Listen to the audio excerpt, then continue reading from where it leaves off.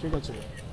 চাঁপাইনবাবগঞ্জের সোনা মসজিদে ভারতীয় অলংকার সহ আব্দুস শুকুর নামে এক ট্রাক চালককে গ্রেফতার করেছে বিজিবি। মঙ্গলবার সকালে সোনা মসজিদ চেকপোস্টে একটি ট্রাক তল্লাশি করে এসব অলংকার উদ্ধার করা হয়। এই সময় ট্রাকটি জব্দ করা হয়েছে। সোনা মসজিদ পোর্ট এলাকা থেকে একটি বাংলাদেশের ট্রাকের মাধ্যমে বিভিন্ন ধরনের অবৈধ পণ্য কনসার্ট হয়ে চাঁপাইনবাবগঞ্জে যাওয়ার কথা। সেই গোয়েন্দা তথ্যের ভিত্তিতে অত্র ব্যাটালিয়ন 59 বিজিবির অধিনায়কের নেতৃত্বে সোনা মসজিদ বিউপির একটা চৌকষ্ট হলদল একটি সন্দেহভাজন ট্রাককে আটক করে।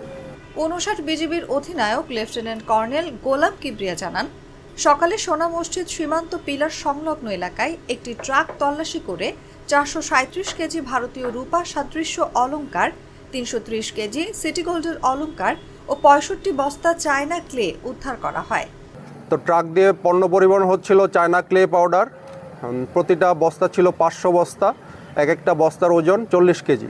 আমরা দেখতে পাই বিপুল পরিমাণ অলংকারাদি, এর মধ্যে রয়েছে রূপার প্রলেপের প্রায় 437 কেজি অলংকার এবং সিটি গোল্ডের 330 কেজি সিটি গোল্ডের অলংকার। বিভিন্ন অবৈধ পণ্য ছিল অলংকারাদি প্রায় 19 মণের মতো, যার বাজার মূল্য আনুমানিক 8 কোটি টাকা। আমাদের মামলা কার্যক্রম চলমান রয়েছে। এখানে আমাদের মাঝে উপস্থিত আছেন কাস্টমসের কর্মকর্তা। আমরা বিজিবি এবং সকল আইন সংস্থা বাহিনী মিলে আমরা একসাথে কাজ করছি। আর আমাদের এখানে যদি স্ক্যানার থাকতো তাহলে দেখা যেত যে স্ক্যান হয়ে যাওয়ার সময় হলে তাহলে এই পণ্যগুলো ডিটেক্ট করা সম্ভব।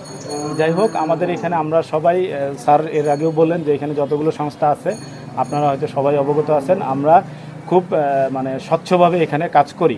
যেহেতু আটককারী কর্মকর্তা, ওনারা আটককারী সংস্থা, ওনারা তো এটা বিরুদ্ধে ফৌজদারি মামলা দিবে এবং আমাদের থেকে যে লাইসেন্সিং বিধিমালায় যেটা আমাদের এই সিএনএফ যেন এই ধরনের, যেহেতু এই কাজের সাথে জড়িত, যদি এটা প্রমাণিত হয় তাহলে তার বিরুদ্ধে আইনানুগ ব্যবস্থা নেওয়া হবে।